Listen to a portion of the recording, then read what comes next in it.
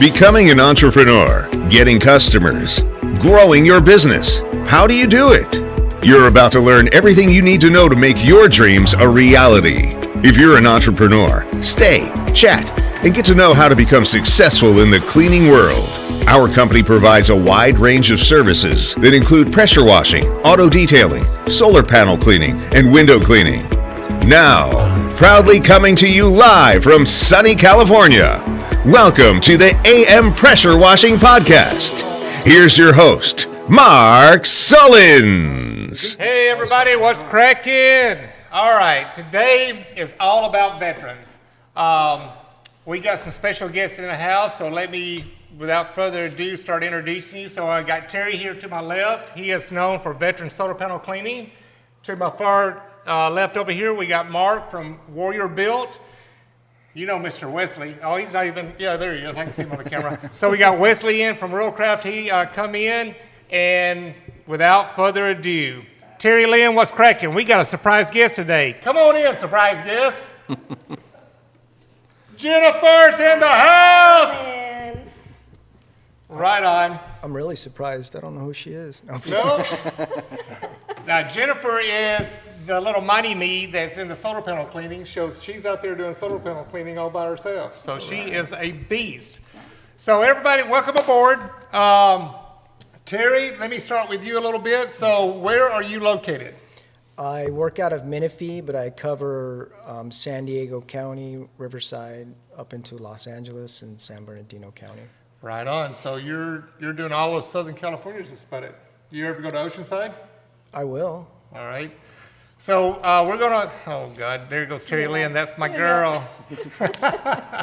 But Terry Lynn, the one that we see up on the chat box, Terry Lynn and Jeff, they're out of Las Vegas. Okay. So they're some of our Las Vegas people. And Will, what's up, Will?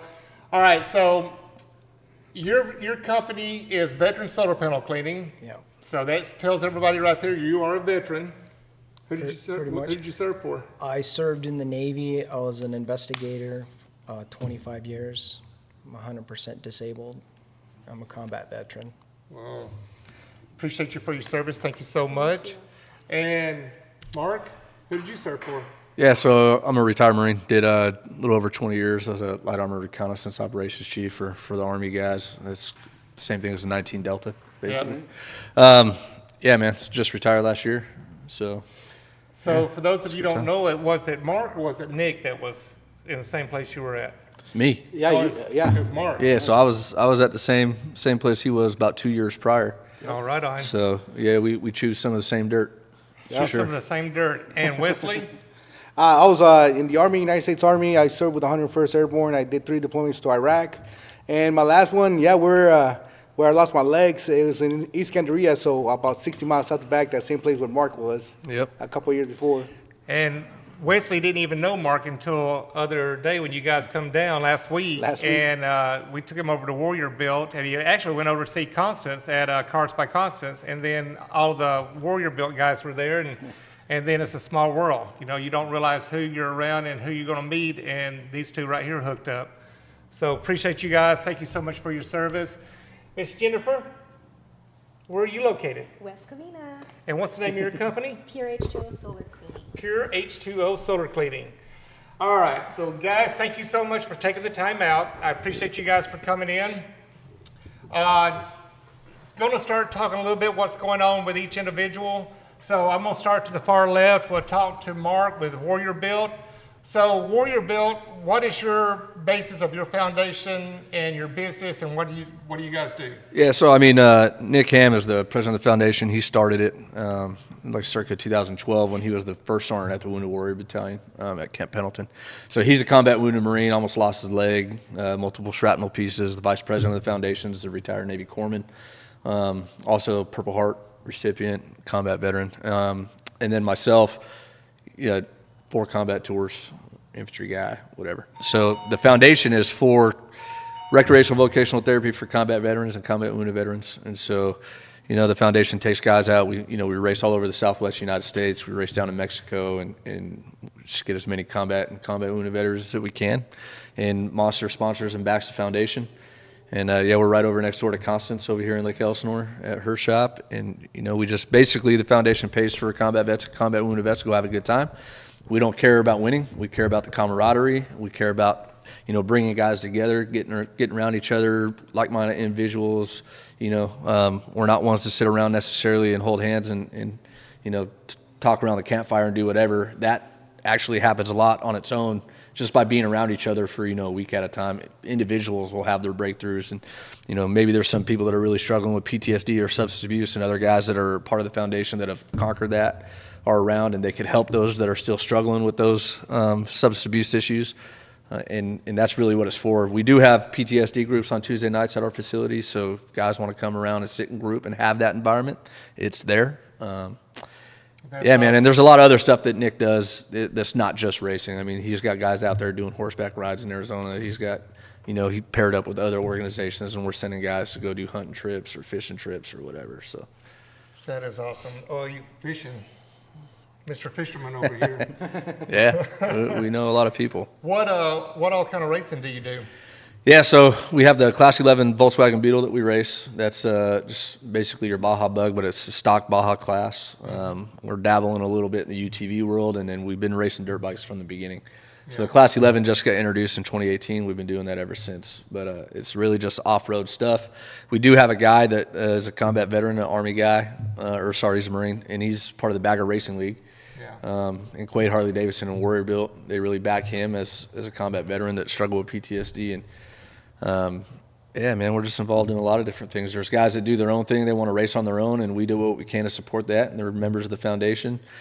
But as far as the foundation goes, we stick to pretty much off-road stuff, just the deserts of Mexico and all over the Southwest United States. We even race once a year in Wisconsin. This is a new thing. So we go up every year in September, and we race at Crandon at the Short Course World Championships, and it's a pretty good time. That's cool.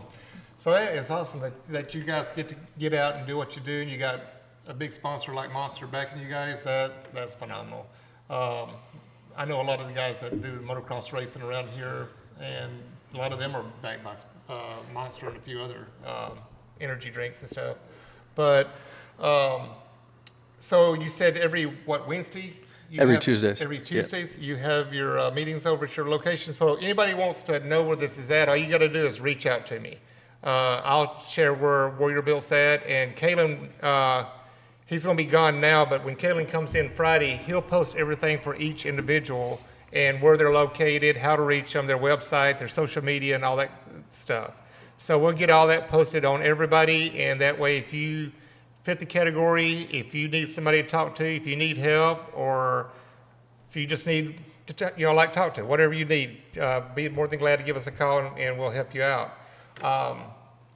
I'm big on this. For those who know me, I lost my son in 2013. So he was in a car accident, and it left him a paraplegic. So the doctors were just feeding him methadone and oxycodone just to get rid of the phantom pains. But people don't realize that stuff is so addictive. It is unreal. And, I've got a little bit of medical background, and the receptors in your brain, when you're numbing these receptors for pain, you grow more receptors. And then that's what you get withdrawal symptoms from. So when you're coming off this, you got all these receptors just firing away, and that's why you get all your pain and everything.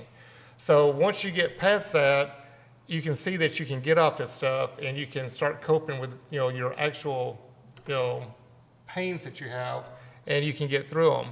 Zach, my son, he was out visiting one time, and one morning he missed his pill by 20 minutes. He was taking 5 10 milligram Oxycontins. Which one's the methadone? Which one's the ones that are very controlled? I think it's the methadone.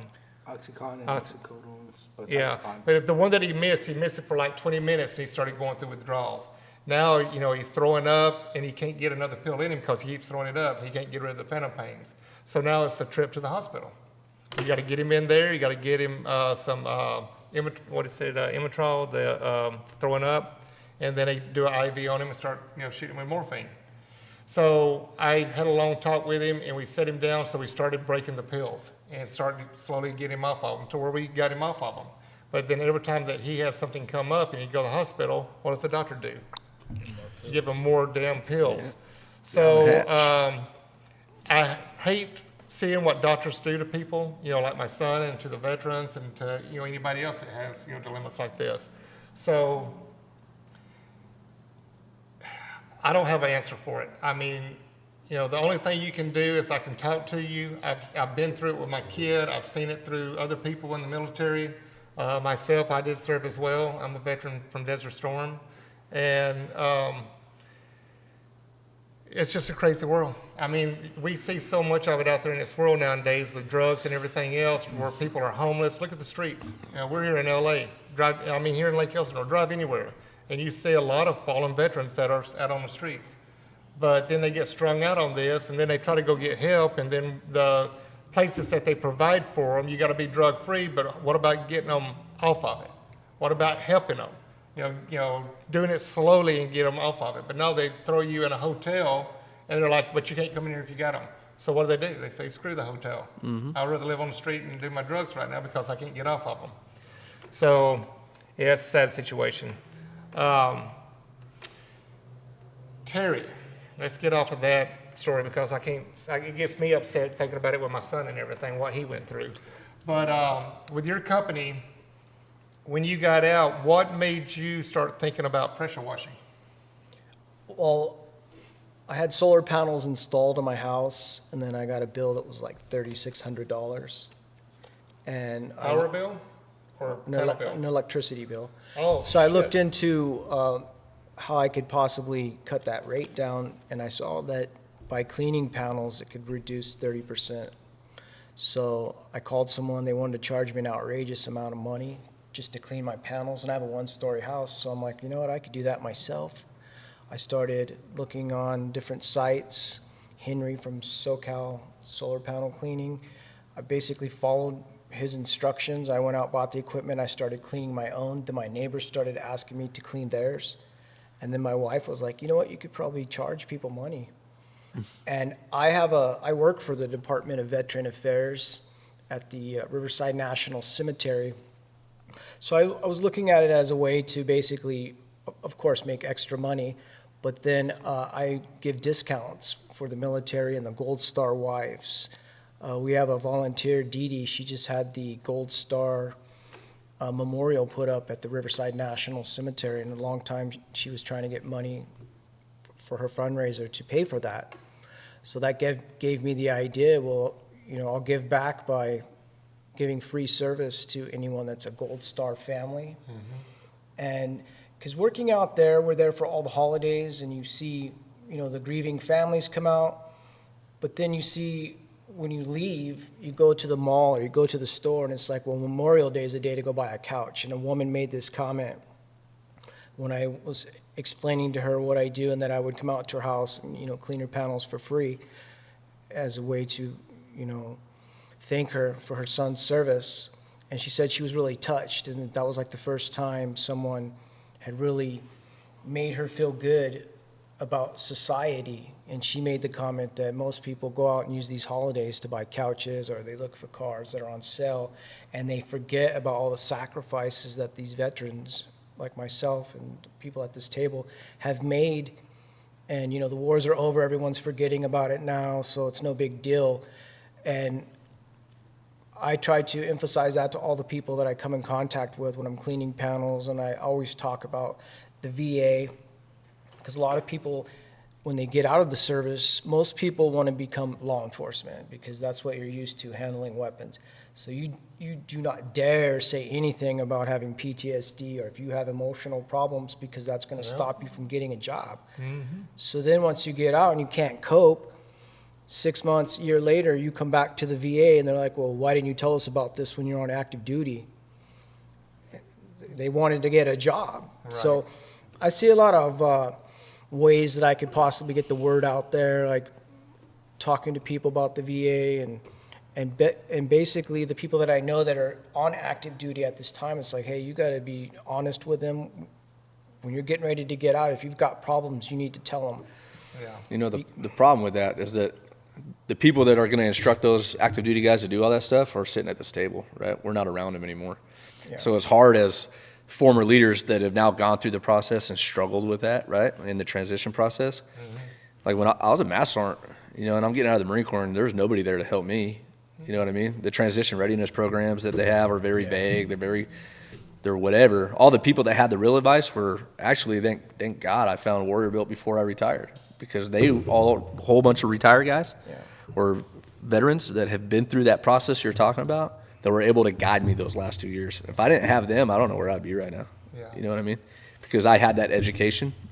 And I hope you do find that way of really getting that into that active duty side, because that's where the transition starts. The problem is nobody that's on active duty has done it yet. So there's nobody there to instruct those guys how to do it. Or And I think that has a big thing, the 22 people per day or 22 veterans per day that kill themselves.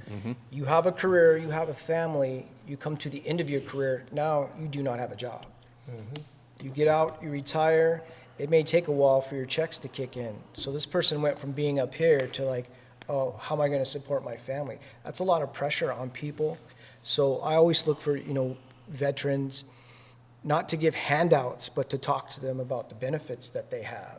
Yeah. And like solar panel cleaning, I volunteered to go to Camp Pendleton for the TAP classes, but I don't know if that's a conflict of interest because I work for the VA, so my hands are really tied with what I can do to help. But a lot of these people, they get out and they just want a job, and they can't get the job. And then they get into depression, they get into drugs, or they were injured while in, and they get addicted to the medication, and now they've got a serious problem, and the military's like, well, okay, bye. You've done your time, thank you, give you a little piece of paper and boot you out the door. Yeah, and the thing about it is, I blame a lot of it on news. News puts so much stuff out there about people, military coming out with PTSD and this, they're doing this, they're doing that, and they make it look bad on everybody instead of somebody out there helping. Like Warrior Built, you guys do a lot of stuff. I'm starting to read up on you guys, seeing what all you guys do and everything. But, you need an outlet. And like people talk about jobs, so they're worried about you coming in there that you're still, maybe strung out on something, and are you going to be liable working for them? Or are they going to worry that you're going to go off and start doing a mass shooting or something like that? People look too much into it, and it's bad how, the veterans get treated. So I don't have an answer for it. The only thing I can do is help people out. I've had a lot of people come in here, yourself, to buy pressure washing skids, to buy brushes or whatever. And I've had a lot of people just come in, sit down and talk to me. Like when COVID hit, April of 2020, when COVID hit, it's when a lot of people started coming to me. And we had a lot of people that didn't have jobs. They were sent home. They weren't getting the checks. The little government check that was being handed out is not paying for their mortgage and their automobiles and everything else. It's just enough to barely pay for your utilities and put food on the table. So they started coming to me and talking to me about what could they do to help their family. So all these skids that you see in the background, we started building these. I started out with the 1.0, and now I've got the 3.0, the 4.0, and the 5.0, the different designs that we build. And I started building these to help people out. And there were several people that didn't have the money. And they said, well, I only got so much money to put down. Well, I'm not a finance company. I mean, I need money to support our business and family as well, but I was helping a lot of people out. I'm like, look, I'm gonna write it up. Give me a little bit of money down, and let's start making some payments. Go out there and get the jobs. And I would show them, how to go on Facebook, on Marketplace, and start advertising, how to go do door knockers. I said, dude, my number one way to get business is free jobs. I would go out and clean your stuff for free, like Costco's and, even residents. I tell people, go to the president of the board at a community. Go knock on their door and say, look, it's not a sales gimmick. I'm just out trying to promote my business. You can give them a little bit of background about you and say, look, let me give you a free cleaning, and let me show you what kind of service I provide. And then if you like the service I provide, then tell your community, and here's my information, and enjoy your free cleaning. And people are like, wow, people don't do that. Everybody wants money. Everybody wants to hold their hand out. So I did this crap for years to get where I'm at. A lot of people's like, how did you get Costco? I said, it took me 4 years. I said, I knocked on that damn door for 4 years. And Brad, if Brad's watching now, he's back on the East Coast now at another Costco. So I finally got an opportunity with Brad, and I said, look, let me come clean all the storefront, all the sidewalks, the shopping carts, and I'll do it for free. I did it for him, and then that's how I got my door, my foot in the door with Costco. So, sometimes you got to give a little to try to, take a little. So get out there and bust your butt and be humble and show people, that you're willing to go out there and work for free just to show you what your company's about. Discounts, I'm like you, I help people out on discounts. My whole thing is educating people. And, solar panel companies, when they first, started putting panels on people's homes, they were telling everybody they're maintenance free. They ain't no bullshit. They ain't nothing maintenance free. You got to change oil in your car. You got to clean your solar panels, Yeah. So it's a rough battle, and I've been dealing with it going on 3 years now, trying to educate people, doing videos, showing them, how we do everything. And the only way that we can do this is like Jennifer. I help Jennifer. She's a girl. What people, a guy, she knocks on the guy's door and says, "Hey, can I clean your solar panels?" And he's going to look at her like, "How the hell are you going to get your ass up on my roof and clean solar panels?" Jennifer does it. I've done videos with her. I went out and did 2 jobs with her and showed her, showed everybody how she can get out there and do it. But, the whole thing in the world is you got to get out there and you got to bust your butt. You got to be honest. You got to be humble. Don't be desperate. People can read you real quick when you're being desperate. They're like, oh, they're just trying to get a job. And then you got people that want to, undercut everybody else. But this is another thing I'm going to talk about. I think I talked to Terry Lynn about it last week, but we want to start talking about setting a bar on prices because you got a lot of people out there that are cutthroat. So I'll talk about it real quick and go over it right now. I think you're sitting beside one. That was my strategy, but I want to listen to.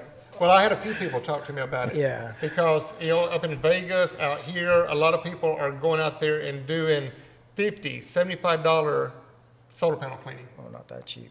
Yeah, crazy. So, all right, I talk prices all the time. I don't hold nothing back. I don't mind telling everybody. We're all in this business together as a team. And like I tell everybody, team stands for together, everyone achieves more. So if we all band together and we work together and we try to keep the price margin the same, and don't get me wrong, if you want to give a discount to somebody, give a discount to them. Terry does it, he helps people out. But the way that I price everything, so if you're doing a single panel or a single level home, 10 to 30 panels, my price is $200 for me to come out and clean your panels. If it's a 2-story, it's $250. Now, if you got more than 30 panels, if they got, say, 40, 45 panels, throw another $50 on there, or $30, or whatever you feel comfortable with and the customer's comfortable with. So that is my prices that I stick with, and I haven't changed them in all the years I've been doing this. But yeah, you got a lot of people out there that are undercutting people and only want to charge $50, $75 to clean all the solar panels on a roof. Well, you're price gouging. So I'm not into that price gouging stuff. I'm in there to try to keep a standard throughout the solar panel industry of how much you want to charge for panels. Not this next week, but week after next. We got Jerry coming in next week, Jerry Salvain from Salvain Group. He's bringing in our RO system. So we finally get that installed in their work trailer for the skid steer. And then after we get that done, then I'm going to get out there with Jennifer. I'm going to get out there with some other people, and we're going to start cleaning some solar panels. So I'm waiting for Fluke to get back with me. I want to get the Fluke meter. And on the solar panels, I'm going to tape off like 2 rows of soap, 2 rows of just water, and then another row of before. So we're going to start getting Fluke meter readings and show people. A lot of people tell me that I'm, ignorant for using soap on solar panels. Well, that's my preference. I don't care what you think. When you wash your car, you use soap. I put a little soap on my solar panels. You get a residue on there, and these things are like electric magnet. They collect residue and everything else. So a lot of people only use DI water to clean the panels, and yeah, it gets the panels clean. But I'm going to tape this off, and I don't even know what the readings are yet. I don't know what it's going to turn out, and I may be, talking BS right now. But I'm going to put the Fluke meter on the solar panel after I clean it with just water, and then I'm going to show it after I use soap, and then we'll have also the reading before we start doing the cleaning. So you can see the difference in it, and I'm going to film it, and we're going to show what it looks like, so that way you don't think I'm fabricating anything. What else have I got to say about that? But yeah, I want to get the standard out there and show people, work on your prices, try to stick to your guns. You know, when you start shortchanging yourself and you start getting desperate, you mess it up for everybody else. Because a lot of people out there, they don't realize, we talk about, you know, when we clean the equipment that we use these skids, we use rotary brushes, we use DI water. All of this stuff costs. So when you're out there doing a job for $50, by the time you spend your time and money for labor, yourself being there, the equipment you use, the gas you burn, and the DI water you burn, did you really make any money? You know, Terry. Just know your value. Yeah, know your value of what you're worth. Terry Lynn, I know you're listening to this right now. Speak up, girl. I see your messages up there. The other thing I want to talk about, last week we talked about sharpshooter. Sharpshooter is this little tip that we put on the end of their wand. Robert and Kathy does not even know that I'm going to talk about it today, but he got a bunch of phone calls last week after the podcast, and he made some sales and everything. I used it again this week, and yesterday we had a window cleaning company here in our complex cleaning windows, and I threw it to him, and he brought it back to me because I wouldn't let him keep mine, and he loved it. So we're getting a lot of people talking about the sharpshooter. So it's like I told you, the red zero tip on your pressure washers is very harsh. It can really cut, it can damage a lot of stuff. The sharpshooter will still get up 3 stories, no problem, but it doesn't damage. It's more of a bigger water stream instead of a real tight stream. And you can rinse windows, you can rinse solar panels with it, and you can put it in your back pocket, plug it into your wand, and spray it. Oh shit, here goes Jennifer wanting to grab it now. I honestly thought that was a vape that you had there. Oh, I you did thought I was too. vaping? Yeah, I was like, oh, man, we're doing that. All right, let's go.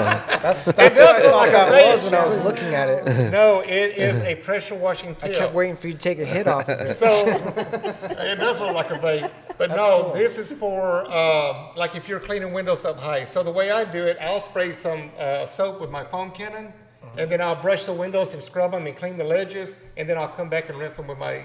I used to do it with the zero tip, but I had to move it real fast because of the damage stuff. Now I can rinse real easy, and I also did it with a mini dual lens, that little mini dual lens that I built. I took it outside and plugged it in. Hell, I'm going over the building with it. I'm like, dude, I can use my little mini dual lens. I love it. But yeah, everybody sharpshooter. I can't even talk. Sharpshooter. It's Robert and Kathy Daniels from Dunn, North Carolina.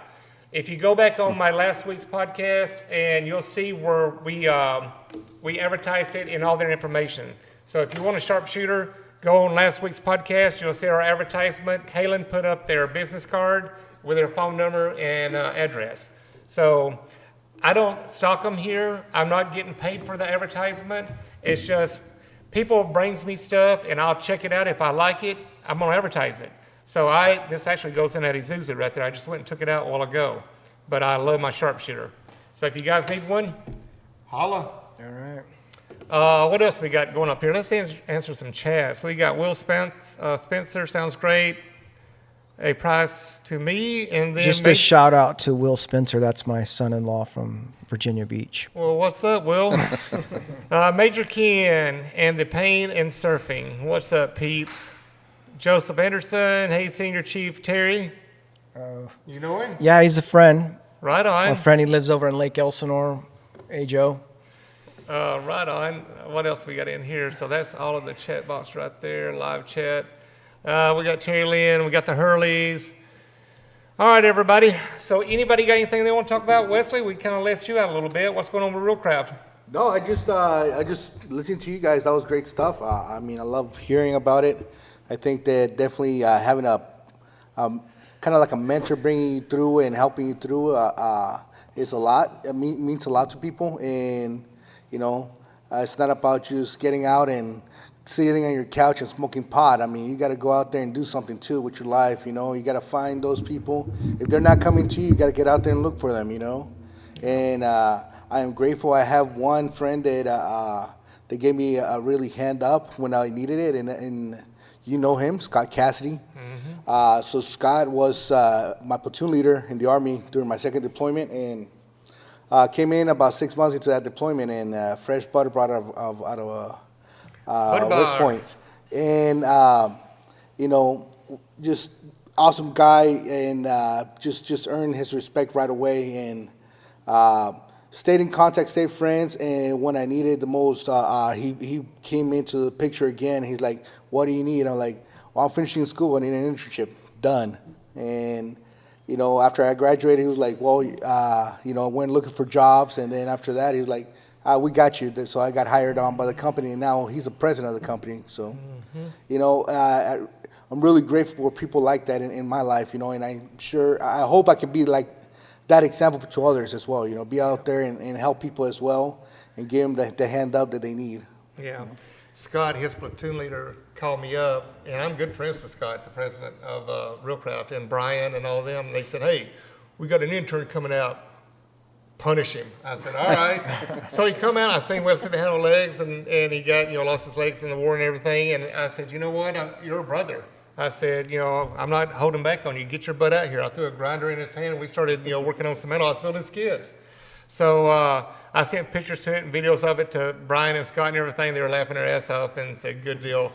But Scott and Jennifer and Brian and all of them, they invited me to come up to Indiana to see the factory two Novembers ago. And Wesley, I think you done ended your intern, right? Yes. So they brought me up and they had me in the boardroom and they put me in a horseshoe, you know, tables, and they put me in the center and they were drilling me on hose reels and everything else. And Scott had brought up Wesley and everything. He said, "How did that go?" And I told him, I said, "Look, if you don't hire this guy, you guys are a bunch of damn fools." I said, "Wesley has a great personality. He has the motivation. He has the drive to get out there and to support your company and help you make sales." And I said, "You know, if he's out here on the West Coast, he would, you know, be close to me and my sales rep and everything else." And I said, "You need to hire this man." And then it wasn't, a couple of weeks later, Yep. Wesley calls me up and says, "Hey, guess what, dude?" Because I'm full-time at Realcraft now. And I said, "Good deal. I love this shit." But that's what's cool about Realcraft. And, you know, not only do I buy a bunch of hose reels from them, you know, I do a lot of advertising for Realcraft, and I didn't even get asked to do it. You know, the whole thing about me, if you got a phenomenal tool, sharpshooter, Realcraft, you know, Honda engines, AR pumps, that's all the stuff that we use on our equipment that we make our money with. And Realcraft, when we walked around the factory, the people there have smiles on their face. They're enjoying their job.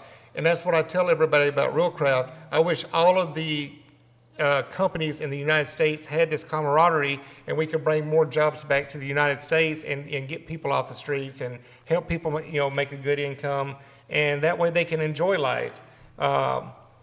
But yeah, Realcraft, out of all of my vendors, Realcraft is number one. I mean, there's not another factory that I've been to that I don't ever talk about other factories like that.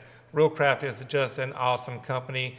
Kudos to Scott for stepping up and being the president. He's a good guy. He's going to make that company grow even more. And I appreciate everything they do for us, or do for me and my wife here at AM Pressure Washing, and Jeff and Kayla and all the people that, you know, are part of our group. But yeah, shout out to Realcraft. Thank you. And the other thing is that being a part of this and being able to build a relationship with you, Mark, has brought people into my life. Like now, other Mark over there on the other end, you know, getting to meet that guy, getting to meet people from Warrior Built.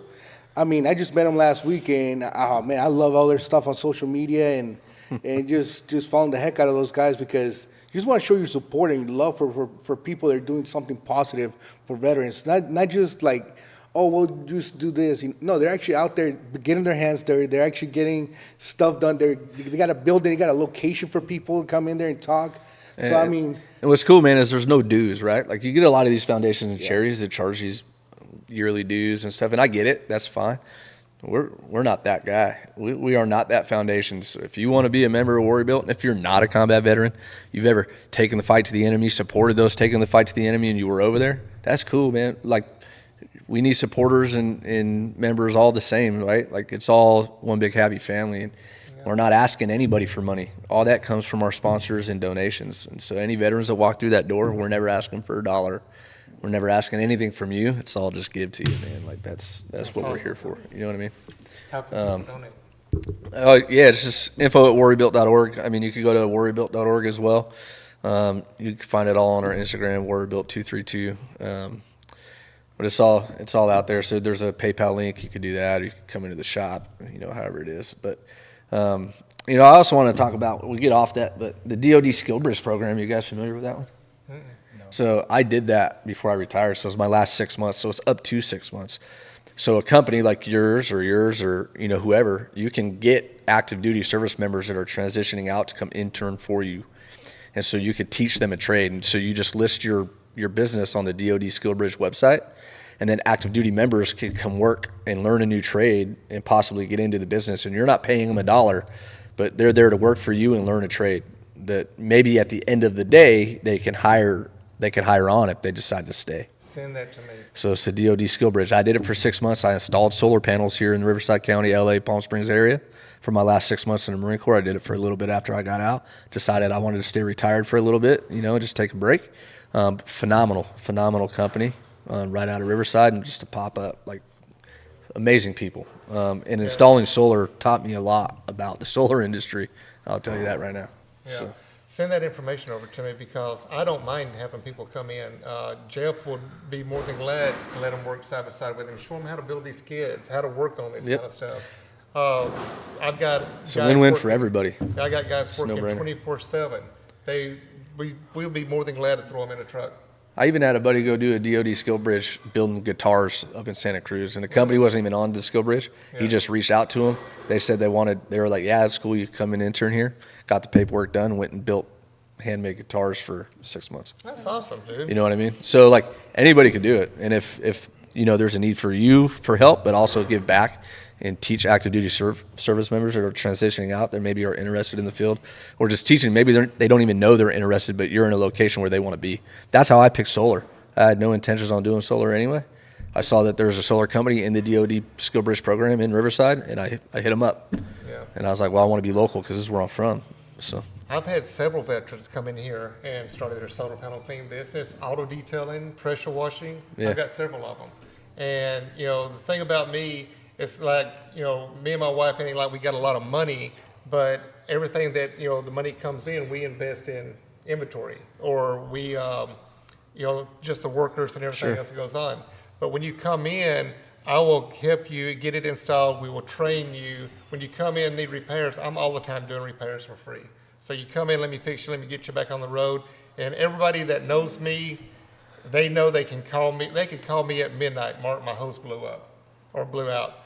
And what do? I get my happy ass up out of the bed, put my pants on, tell them to meet me at the back door, and I come over there and fix their hose so they can go back out and finish their job that night. Yeah. It's nothing for me. I live 2 minutes down the You street. did that for me on Saturday. Yeah. So Terry called me up and wanted to come in, and I was upstairs trying to get caught up on some paperwork. But, you know, through the week, it's real hard for me to do a lot of things because of phone calls, people coming in. And my whole thing is I can't stand seeing somebody wait for me. I try to help everybody. Sure. You know, and I answer phone calls. I got 3 messages. If you call me and I'm on the phone, or when somebody says, I'm on the phone, call you back, I'm with a customer, call you back, or I'm on a job, call you back. Normally, I pick up the phone. So, but I go back because when I send those messages, it goes to my message box. Sure. And I'll go back and see, you know, who I missed. And then sometimes I'll call you twice. I think I've called you twice, haven't I? Yes. And you're like, we've already talked. I'm like, all right, good, bye. And I hang up and I go to the next one. So, but you know, that's me. I'm very anal because I know what it's like to be out there. And if you break down at night and you don't have the support, you don't have the tools, or you don't have the equipment to repair it, and then you're stuck. But, you know, when guys are out working, 80% of our jobs in the pressure washing world is at nighttime, not the solar panel cleaning, but the pressure washing. So there ain't nothing open at night.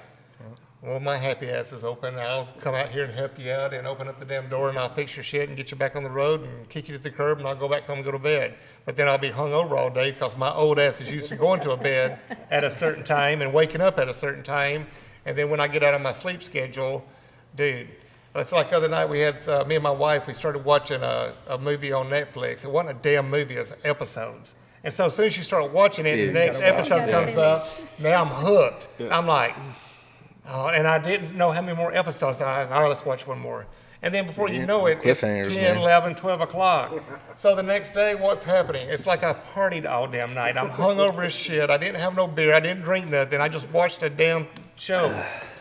Yeah, that's what happens when you get old age.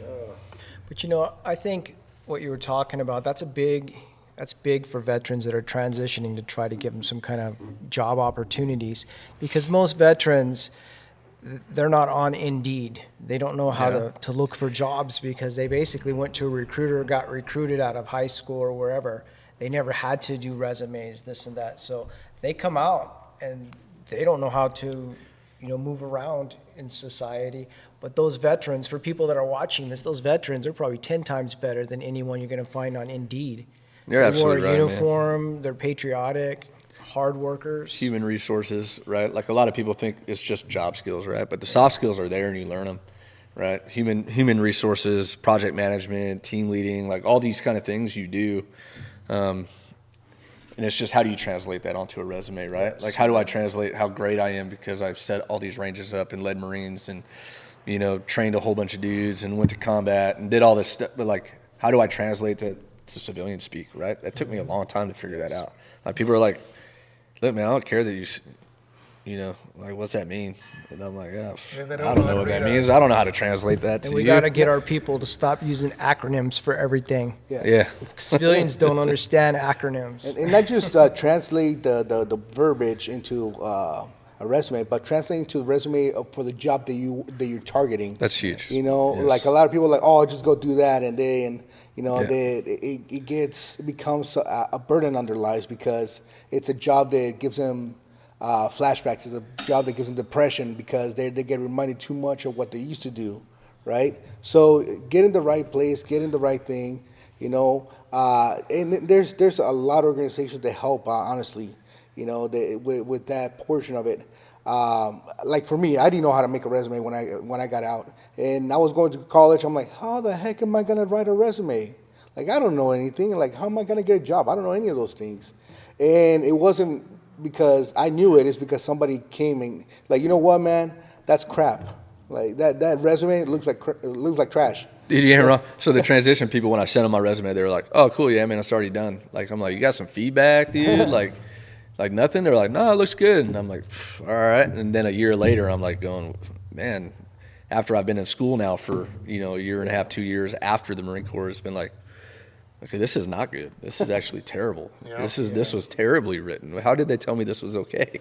And a lot of people don't this realize- is terrible. I keep my resume in one of my folders. So, every year or two, I'll go back and look at it, and you need to update it and clean it up and keep it up to date with what's going on. A lot of people, they don't do that, and then, you don't never know if something happens. You need to go out and get another job. You're like, damn, how am I going to, clean up this resume? What do I need to put in there? Just staying on top of it. Yeah, and another thing is, you go on LinkedIn. A lot of people say, "Oh, I got to pay this much to be on LinkedIn," but the fact is that if you're a veteran or you're a person who's just getting out of the military, you get up to 12, at least the first 12 months for free of the premium services.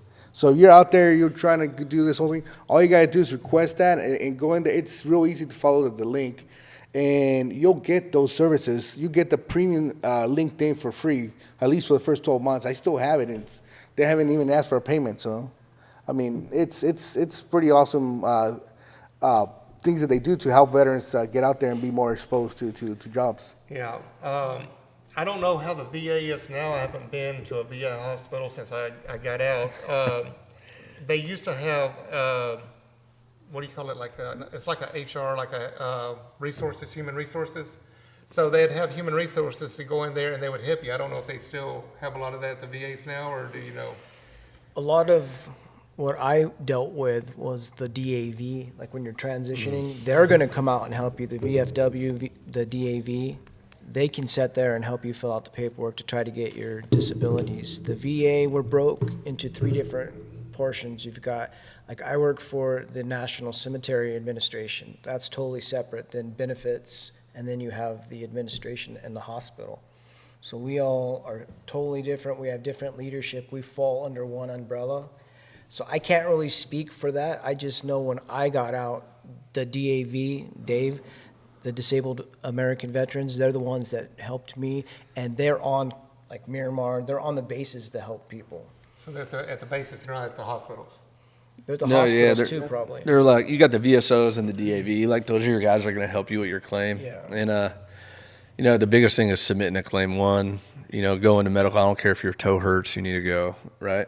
Because service connection is super important. Trying to prove service connection after the fact is not easy, right? And so you get a lot of guys that do that. And then there's, like for me, I was just lucky. My buddy, I joined the Marine Corps. I didn't join with him, but we were rack mates in boot camp. He was my rack mate in infantry school, and then he ended up being my roommate in the fleet for like the first 3 years. Went to Iraq together. You know, like he had a bachelor's degree before he joined the Marine Corps. Used the GI Bill to get his law degree. Was the disability ratings guy at the Mission Valley VA for like 8 years. Decided he was screwing vets over because he could only do what the doctor says. Opened up his own law practice down in San Diego. It's Heroes Serving Heroes, and now he just takes guys' packages and does all the appeals. Right. And so he had 8 years of experience being that guy, being the disability guy. And he basically, I sent him my whole disability claim before I got out, and he sent me videos for each item. Like, hey, this is what the doctors are looking for. This is all extra stuff. Right. Like the doctors are like, never lie, don't lie. But this is what you need to make sure you're articulating to the doctors that are doing your screening. Yeah. Because like nobody cares if you could bend over and touch your toes. They don't care that your back hurts. Right. But like, when your back hurts, and you bend over and you get back pain, like, hey, man, that's the end of your range of motion because pain isn't normal, right? So, like, understanding all the little things to get through, and then, you know, just guys that, how many people do you know that have gotten out 10 years ago and they still haven't submitted a claim? Yep. You know what I mean? They got theirs from you, you need to get yours from them, period. Yeah, and a lot of people think, Period. you know, the Marine Corps or the Navy, they're going to lose money if I make this claim. No, that money's there for you. Just Yep, like that's it, unemployment. yeah. That's money that was put aside for you. So you shouldn't feel ashamed to go ask for help. I mean, that's why Don't be tough. probably people are, Downplay your symptoms. you know, committing suicide so often. They're afraid to reach out and ask for help. I mean, the help's there for you. Yeah. Yeah. And I see that with a lot of the guys getting out of the military. You're trained to be a big tough guy and everything, but when you come out, you don't want to admit that you're having a problem. Correct. And the whole thing is about A lot of times you don't even know you have a problem. Other people see it. Dude, Like I that's was laying exactly on the it. couch before I was getting ready to go on deployment, and my wife made a comment to me while I was on active duty. Oh, you're sure gonna miss your son when you're out there on that boat. And I was like, but you know, I didn't even realize I was just like separating myself from everything. yeah, we all have demons. Yeah, you know, but that's what it takes is other people sometimes. Like, I wasn't ever going to go into medical and get screened for mental health or anything. And they're like, dude, like, not everybody's PTSD is nightmares and sweats, right? Like, some people's PTSD is, I don't drive over things in the road, right? Yeah. I don't go around certain groups of people. Not that I hate them. I just don't like certain groups of people because I don't feel comfortable. But that's not personal. That's just part of my experience, right? But like, I avoid things in the road. I don't like driving over them for reasons we all know, right? Like, I will swerve lanes to miss things so I don't have to drive over that. You know what I mean? And it's just the little things, right? And so you go in, you get screened, and they're like, bam, 70% PTSD. And I'm like, for that? Like, I don't have dreams about anything. They're like, PTSD comes in many different forms, right? Yeah. And so, but had somebody not come and told me, dude, just go. And this is like the year before I retired. Had somebody not told me to do it, I never would have done it. I used to have a big problem You know what I mean? going into Costco. All that movement and people all over you. That took me a while to get used to. I was like, I didn't like that Yeah. because they're Yeah. coming at you from every angle, and it's like, Shit, I must have had PTSD all my whole life because I can't stand crowds myself. Yeah, that's it. I mean, that's part of it, though. Like, right, Yeah. all those little things that stem from your experience that to you are just now normal, but that's a new normal. That wasn't a normal you had before. Yeah. And Major Kim brings up a great point about for the benefits you get with being a disabled veteran for your kids and your spouses, right? Ken is retired. Him and his wife, both Anya, are both retired. They're So, both majors retired. You know, most states have programs. My kids go to any state college in California tuition free for being a disabled veteran, right? So they don't pay any tuition. Yeah. And then I think it's chapter 35 or something, they get an additional $1,400 stipend. See, that was me. I So- didn't realize a lot of the benefits because my whole thing is I'm not missing any limbs. I'm stable mind. I'm good to go. Let somebody else have the benefits. That was mine. And even Wesley talked to me about some benefits not too He long still ago. got his, even if you get yours. Yeah. Yep. Yeah, so that's yours. But he was talking to me about it, and I'm like, Wesley, I would feel bad if that money run out and somebody like you needed it and I didn't need it. You know, That was just my logic, my thinking, That's when a it lot of comes to people's that. thinking. That's Yeah. very common. Yeah, it is very common, and I tell people a lot of like, okay, there's a budget, right? There's a budget for these benefits, right? That's a lot already in there. And guess what happens when that budget runs out? They're going to go out there and take it from some other program, not from the veterans program. They're going to go out there and take it from like, I don't want to say political stuff, but they'll go and do those things instead to bring the budget into the VA programs when they're needed. So like the more people that go out there and request their programs, the better it is because the more budget, the bigger budget the VA will get. Yeah. True. Cool. This has been a cool podcast. I enjoyed this. Major Ken, my knees, back, sleep, apnea, etc. Why are you crying, Ken? Suck it up, Buttercup. It's all of it. That's all of us right now. I mean, holy moly. Age. Age. So that's my buddy's so busy down at his law firm. He only takes retired guys right now and people that just got out Yeah. because they're so busy with people that, and it's like so hard to get.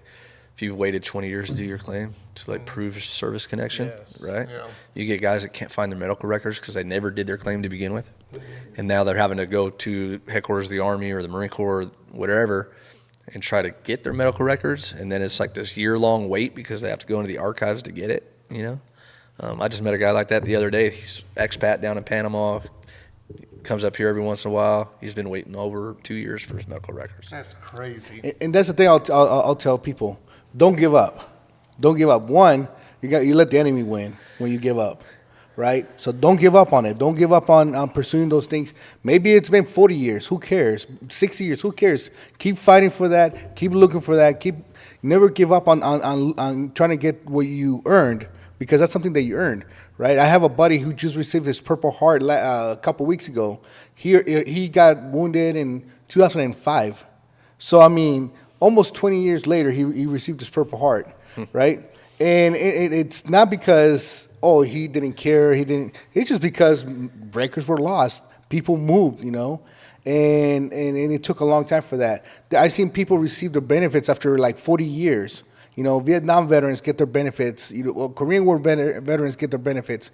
I worked for the Veteran Services Office, the Vet Center for a long time. I got to see a lot of those people come in there and start the process after 60 years of being out. And guess what? You apply for those things, they get retroactive. These guys were getting $20,000 retroactive, $40,000 retroactive from the day they submit. Yeah, it's active. So don't give up. Like you submitted 10 years ago, right? Or it takes you 10 more years to get it. You're gonna get it retroactive as long as you start applying now. You start doing that, you'll get rejected, you'll get denied. Keep appealing it. It goes back to that original day of submission. And Major Ken said even Vietnam vets get benefits. Most of them just don't know they're eligible for it. Yeah, and a lot of guys that, back in those days, people got kicked out for a lot of different reasons, right? You had a lot of general discharges under others than audible conditions, and you can petition to get that stuff upgraded so you can get benefits, but they don't know that they can, right? And so, times have changed. So there's, it's hard. How do you reach it all? You don't, but maybe if we reach 2 or 3 here, that's great. That is awesome. One guys. more. Just one more, right? Yeah. Just one more. Right on. Catherine Cena, shout out to my cousin Terry. That's my cousin Kathy. Did you see it? Yeah, I read it. Yeah, you read it earlier? She's representing West Sacramento. West Sacramento. Well, actually, she lives in Broderick, so Yeah, I'm trying to get up to Sacramento with the Caltrans and as much as, well, how are you going to say it on social media, but to show this truck off. I want to go up and show, this truck because there's not another one right now in the world that's been built like this. All electric equipment set up like this. So we've done Google. I told everybody, I said, Google it, find it. You won't find one. So I'm trying to, help people out, save money on gas and everything else. But, they keep, a lot of people said, what about, running everything on a battery? I said, do you realize how big that battery will have to be to run the pressure washers for any, sustainable time? I said, no, it's not out there yet. And then plus you go over your payload. So that truck's only, rated so much payload between your equipment, your water, and then putting a big battery on there. Yeah, that ain't gonna happen. So a lot of people that, are, politics, our governor and everybody else thinking they're trying to go green out here, and they're trying to get it all done at once. Well, guess what? It ain't gonna happen. I had code enforcement watching me the other day. Code enforcement Yeah, on the roof? yeah. They were videoing the van in the back. Which is funny You because should have most sprayed them with a hose. most solar inspectors don't even know what they're looking at when they inspect a solar system. So Why were they? I don't know. What most were of you them don't even doing? get on a I roof. looked down and They're they're just at like, hey, the did you do? van Did they see two grounding recording the rods? They're back. You should have yelled at them, say, "Hey, what are you doing?" I just- Sweet, thanks, brother. Most of them are afraid of heights. And they never talked to you. Nope. They watched me the whole time and then packed it up. Rolled down my window, sitting in the van, waiting for them to say something, and Maybe they were on lunch break. maybe. And they're just I still would have creeps. sprayed them. Maybe they're just creeps. Yeah, some of these knuckleheads. I mean, I got caught out like Old Town Temecula. I was at Taboo Sushi one Sunday morning. I was up there about 6:30, 7 o'clock, getting the streets clean before they opened. I seen the code enforcement drive by. I didn't pay no attention. I just kept cleaning. So when I got done, I was calling everything up. He come up to me and said, "Hey," he said, "nice truck." I said, "Thank you." He said, "I didn't want to bother you while you're working." He said, "But you know you're supposed to have a vacuum down." I said, "No chemicals today, sir. I'm just running water." So I played dumb. I would ask Yeah. for forgiveness and then ask for permission. No chemicals. And I just said, "No water. chemicals, sir, just water." He says, "Well, you're supposed to be reclaiming that as well." I said, "Do you tell that to Mother Nature?" He said, "Dude, I get it. I hear it all the time." I said, "Well, what do you say to Mother Nature?" "Well, we have no control of that." I said, "But we have control over you." I'm like, "All right, no worries. I got you next time. You're good. Thank you." And he let me go. But, you know, some of them are cool. Some of them are marked with a stable I was mind, waiting. questionable. I was waiting. Look at Yeah. Terry Lynn. Terry Lynn talking out of her ass right now, which she's good at. Major Ken, I am still waiting on my van for Ford Connect 2.0. We need to talk about electric pumps, though. Okay, electric pumps. All right. I don't know if you're talking about like a transfer pump or if you want an electric pressure washing system. I did sign an NDA. I am allowed to talk a little bit, but I can't say, you know, who it is and all that kind of stuff. We have an electric system coming in. I thought it was going to be here this week, but due to the holiday, it maybe got pushed out to next week. It is a battery pack pressure washer, electric, with my AR pumps. Right now it's being tested. It's got 2 hours of run time. When you let go of the trigger, it shuts the motor off. So you figure if you're up on a roof and you can clean 30 panels in 10 minutes and you only clean 5 homes a day, you know, that's 50 minutes. So you still got plenty of battery life left to, you know, run. So the people that are doing like solar panel farms that are running long period of times, I told them, I said, well, look, let's get a 100 amp AC/DC converter, hook it up to the battery pack. Whenever you're not, you know, running it and your van's running or your car's running or whatever, it's charging your battery going from job to job. If you're out on a big job, you can crank your car up and you can still keep that battery charged. But the problem with it is, it's like anything else electric. They haven't got the prices down yet. You can almost buy 2 skids for what one system costs. But that's where it's at right now. But I will say, I have got to see it. I've got to see the battery system, the LCD digital screen that does all the readouts on your battery. It tells you everything that's going on. It is a phenomenal system. We just got to work on the prices. So I did get picked. One of my customers from Florida referred me to this gentleman, and I didn't know who he was until he finally come and visit me. This is a huge company. I already sell some of their equipment. And then I showed them the pump, and they're like, they called the engineer team right when they were in my office. And they said, not a problem, we're on it right now. They said, we got this figured out. And then they, now they're doing their testing right now, and they're getting ready to ship it to me. As soon as I get it, I'm gonna get it configured to a skid without the engine. And we're gonna do our testing on it. We're gonna do live video, we're gonna show time trials and everything else on it. And then once we get that approved, and I give the thumbs up, and they give me a part number, I'll be able to show it to you. But there's something new coming out that can help you with, you know, the engines, because California is being a stickler right now with engines. 30 panels in 10 minutes. Yeah, it's also BS. 10 broken roofing tiles, too. You know what? Top G Solar Cleaning Running around, LLC, you're smashing just tiles. taking too much time to do 30 panels in 10 minutes. Jennifer can do it. What's up? You telling Jennifer she can't do 30 panels in 10 minutes? Yeah. No, it can be done. If you got the right equipment, dude, you got to go get you a J. Racenstein brush. But yes, this equipment's coming out, and a lot of people are bucking with the electric and everything. I don't mind the electric because of, gas and everything else. So my black truck, I had four gas engines and 3 diesel. So every time I go to a gas pump, I'm nonstop going around filling everything up. So that's one of the reasons that I wanted to build this truck. So I just got, one fuel source, fill that tank up, and it can run everything. So what else we got going on here? Mark, I have an idea who it is in Central Florida. He is pretty smart.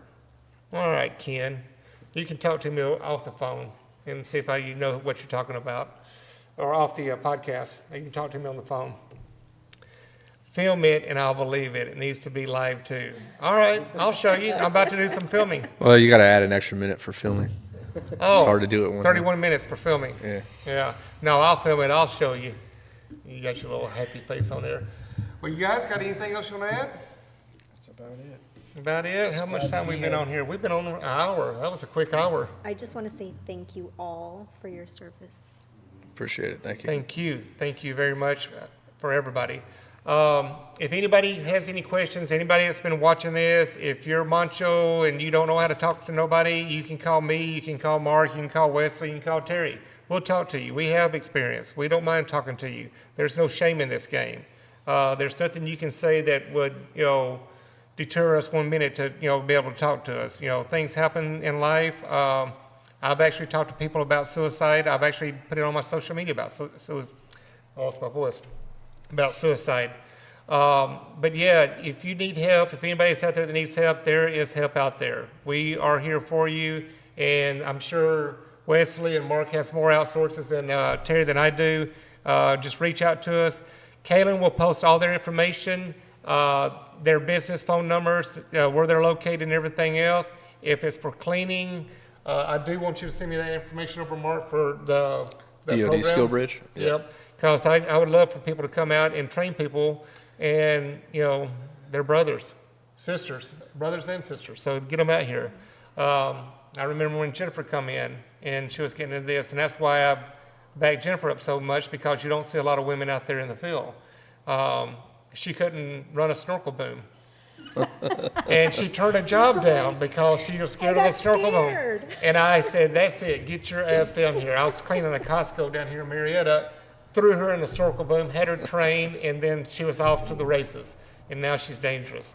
So, but yeah, I don't like, hearing people say they can't do something. Bullshit, get your ass in here, we're gonna teach you. Don't know if you don't try. Yeah, if you don't work the first time, we'll get it the second time. If you don't get them, we'll get it the third time. We'll get it figured out. We'll get you trained.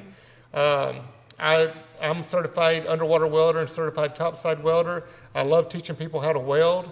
What skills I've got, I don't mind passing it on. Well, hey, too, Thursday nights we do beginner welding classes over at the shop for vets that come in. We got some volunteers that come in. We pull out the Miller welders, and we just go to town and just weld some That's stupid awesome, stuff. dude. But Welding is a great trade. Yeah, we I love- did it underwater for many, many years, and that is right there. I love welding. There you go. You got the welding hat on there. That's it. I love it. Wrench and a rifle and a welding mask. That's Yeah. it. Yeah, welding is a good trade. It's like I tell a lot of people, like all my little nieces and nephews and everybody, they want to go to college and get a business degree. I said, get a damn trade. I said, that's where the money's at. And now that they see it, and there's a couple of them went and got their business degree and they couldn't get a job. I said, you should have got a trade. What did I tell you? Listen to me. Quit being so hard. Well, and I'm dropping school and I'm going straight to the fab school here soon. So I'm just going around with Damn, what's his business. name? Right down the street here. Not Oscar. Damn, I forgot his name. A little short, bald-headed dude. He's a little stocky thing. He's got the welding school right down the street here. Oh, really? That's where I go get my search redone. I'll go in there, and George is his name. And, you get your 1-inch plate with a bevel cut into it, and then you got to weld it. You got to do 3G, 4G, 1G. The first time I met him, I come in, and I told him, I said, hey, how much would you charge me for a cert? He said, it's like $500 back then. And he says, how much time do you need to practice? I said, I just need my plates. He said, you ain't going to pass. I said, dude, give me the plates. And I went in there, and Sure shit, I passed my first run. He's like, and then after that, he never would say another word to me. If I come in and need to get a different cert, they just told me the damn place and said, here, go do it. So yeah, that's pretty cool. George is cool. He's just right down the street. Get them accounting classes though. Well, yeah, you need accounting when you're running a business. You need to know how to do all that stuff. Good point, Ken. Will 757, great podcast information, and thank you all for your service. All right, everybody, thank you so much for tuning in. If anybody else got anything else to contribute, you're done. All right, everybody, thank you. Appreciate you. And until the next one, everybody have a good day. Yep. Peace. Absolutely, brother. Thank you for joining our podcast today. Hope the knowledge we passed on to you helped. Please tune in next week for a brand new show and surprise guest. From AM Pressure Washing and your host, Mark Sullins, have a great day and be safe.